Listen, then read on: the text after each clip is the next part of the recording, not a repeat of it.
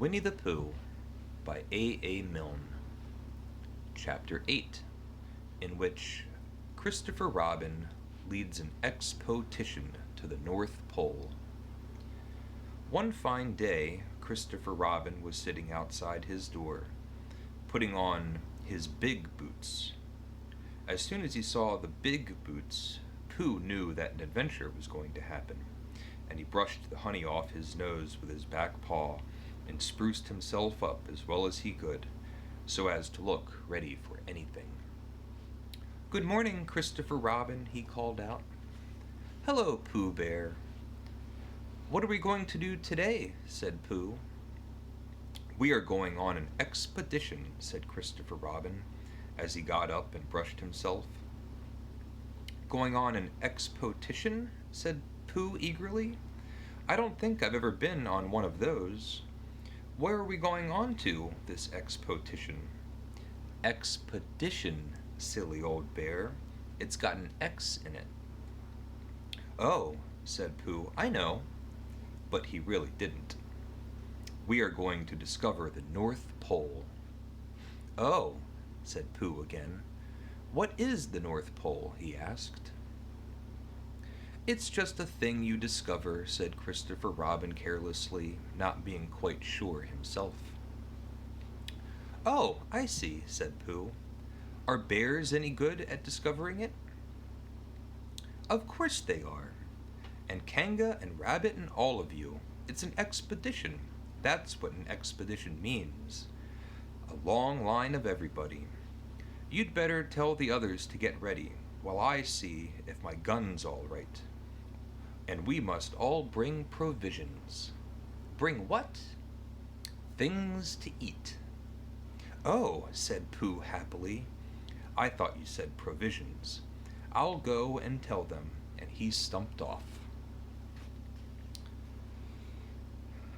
He hurried down to Piglet's house.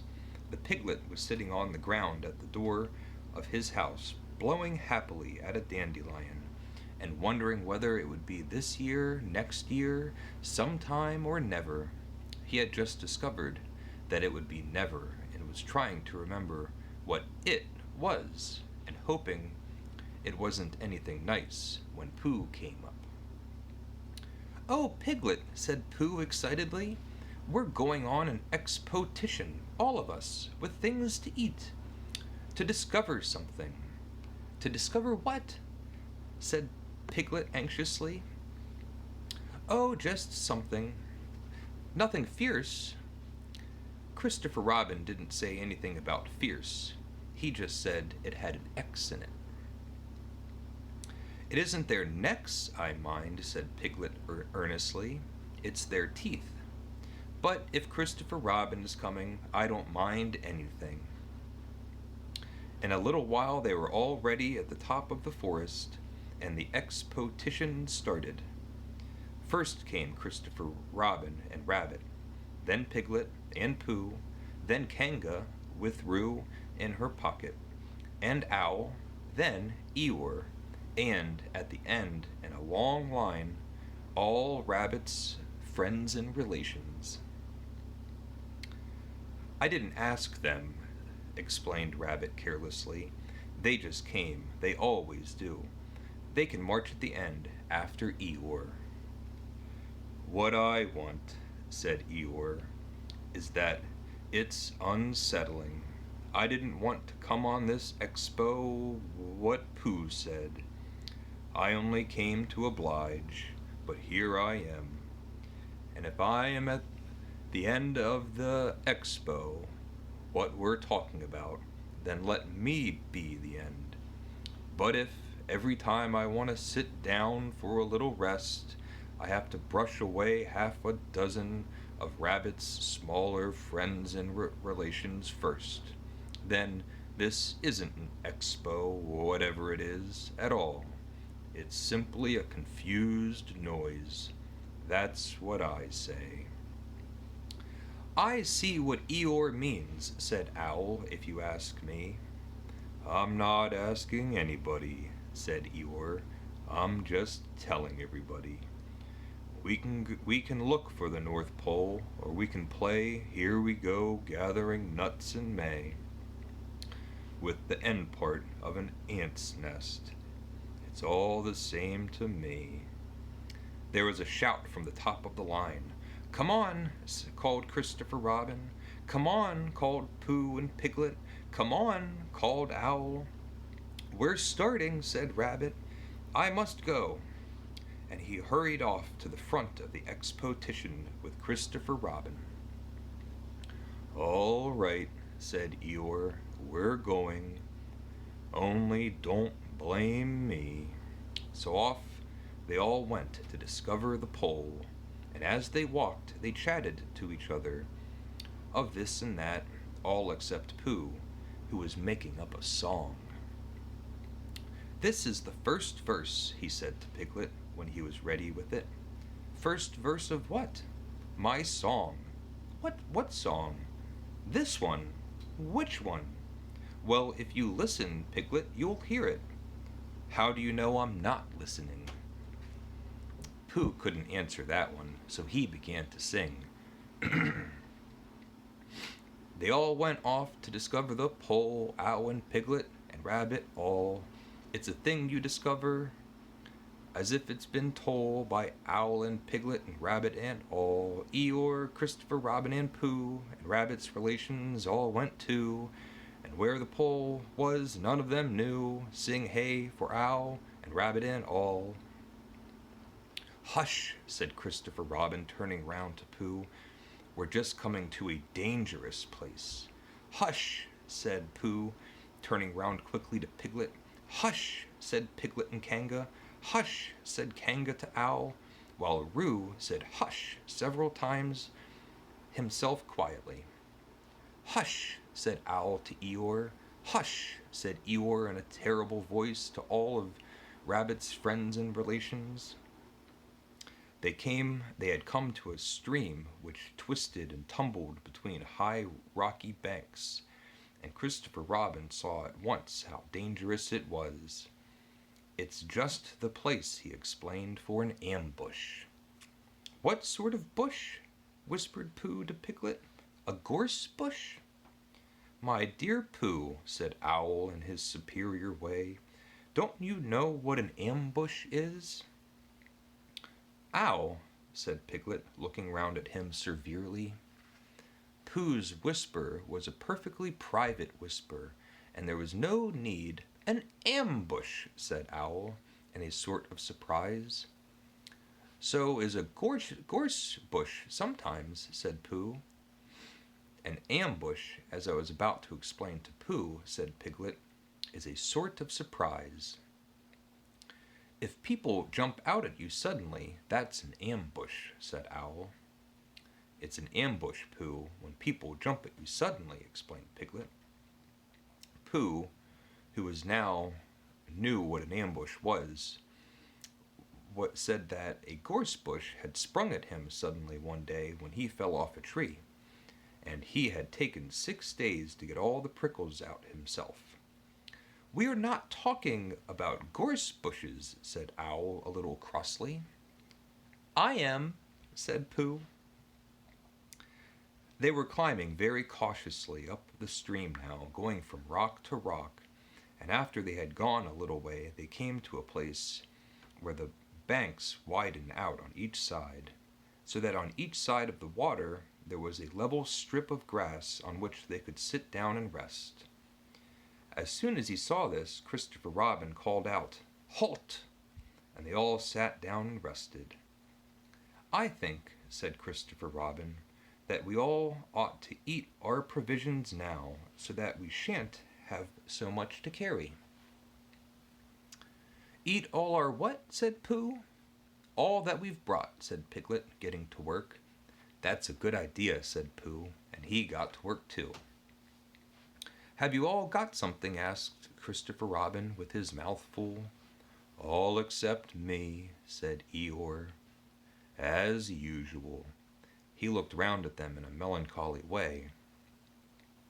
I suppose none of you are sitting on a thistle by any chance? I believe I am, said Pooh. Ow! He got up and looked behind him. Yes, I was. I thought so. Thank you, Pooh. If you've quite finished with it. He moved across to Pooh's place and began to eat. It don't do them any good, you know, sitting on them, he went on, as he looked up munching. Takes all the life out of them. Remember that another time, all of you. A little consideration, a little thought for others, makes all the difference. As soon as he had finished his lunch, Christopher Robin whispered to Rabbit, and Rabbit said, "Yes, yes, of course." And they walked away a little up the stream together. "I didn't want the others to hear," said Christopher Robin. "Quite so," said Rabbit, looking important. I wondered, it's only, Rabbit, I suppose you don't know. What does the North Pole look like?" "Well," said Rabbit, stroking his whiskers, "now you're asking me.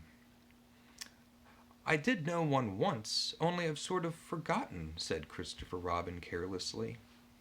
"It's a funny thing," said Rabbit, "but I've sort of forgotten too, although I did know once. I suppose it's just a pole stuck in the ground." "Sure to be a pole," said Rabbit, "because of calling a pole, and if it's a pole, well, I should think it would be sticking in the ground, shouldn't you? Because there'd be nowhere else to stick it." "Yes, that's what I thought." "The only thing," said Rabbit, "is where is it sticking?" "That's what we're looking for," said Christopher Robin. They went back to the others. Piglet was lying on his back, sleeping peacefully. Roo was washing his face and paws in the stream, while Kanga explained to everybody proudly that this was the first time he had ever washed his face himself, and Owl was telling Kanga an interesting anecdote full of long words like encyclopedia and rhododendron, to which Kanga wasn't listening. I don't hold well with washing," grumbled Eeyore. "This modern, behind-the-ears nonsense. What do you think, Pooh?"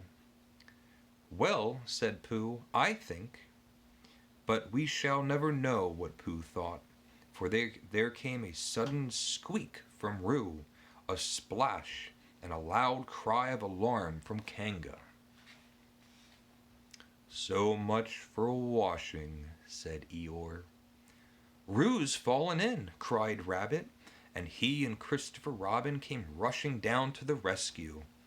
"Look at me, swimming!" squeaked Roo from the middle of his pool, and he hurried down a waterfall into the next pool. "Are you all right, Roo, dear?" called Kanga anxiously. "Yes," said Roo. "Look at me, swim—" And down he went over the next waterfall into another pool. Everybody was doing something to help. Piglet, wide awake suddenly, was jumping up and down, making "Ooh, I say" noises. Owl was explaining that in a case of sudden and temporary immersion, the important thing was to keep the head above water. Kanga was jumping along the bank, saying, "Are you sure you're all right, Roo dear?" To which Roo, from whatever pool he was in at the moment, was answering, "Look at me swimming."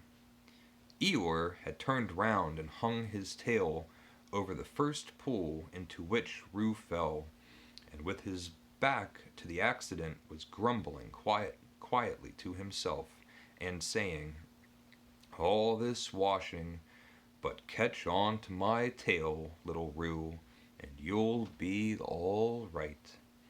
And Christopher Robin and Rabbit came hurrying past Eeyore and were calling out to the others in front of them. "All right, Roo, I'm coming," called Christopher Robin. "Get something across the stream lower down. Some of you fellows," called Rabbit. But Pooh was getting something. 2 pools below Roo, he was standing with a long pole in his paws, and Kanga came up and took one end, and between them they held it across the lower part of the pool, and Roo, still bubbling proudly, "Look at me, swimming!" drifting up against it, and climbed out. "Did you see me swimming?" squeaked Roo excitedly, while Kanga scolded him and rubbed him down. "Pooh, did you see me swimming? That's me called swimming. That's what I do.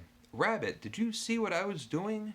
Swimming. Hello, Piglet. I say, Piglet, did you see what I was doing? Swimming. Christopher Robin, did you see me?" But Christopher Robin wasn't listening. He was looking at Pooh.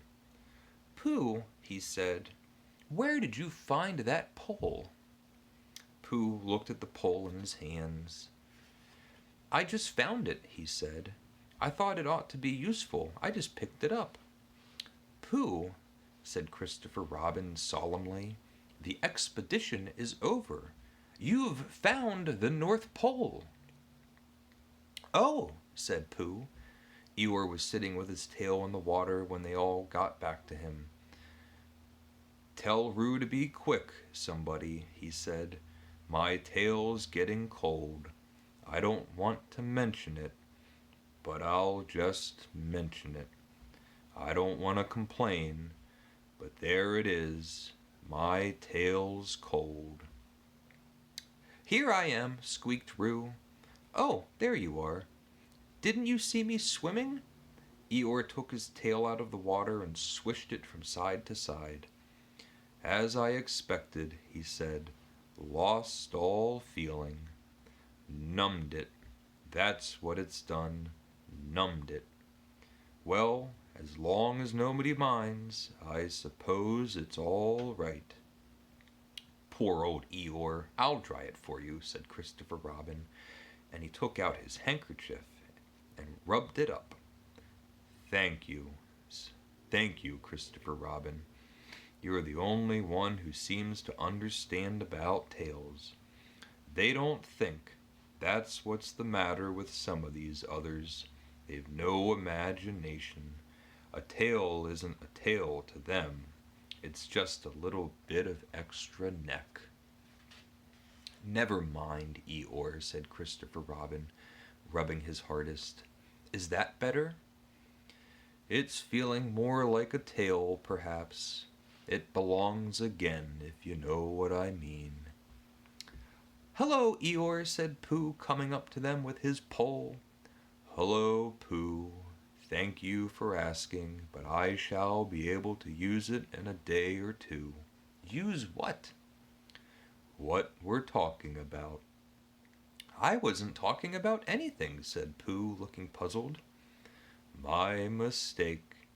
I thought you were saying how sorry you were about my tail being all numb, and could you do anything to help?" "No," said Pooh, "that wasn't me," he said. He thought for a little and then suggested helpfully, "Perhaps it was somebody else." "Well, thank him for me when you see him." Pooh looked anxiously at Christopher Robin. "Pooh's found the North Pole," said Christopher Robin. "Isn't that lovely?" Pooh looked modestly down. "Is that it?" said Eeyore. "Yes," said Christopher Robin.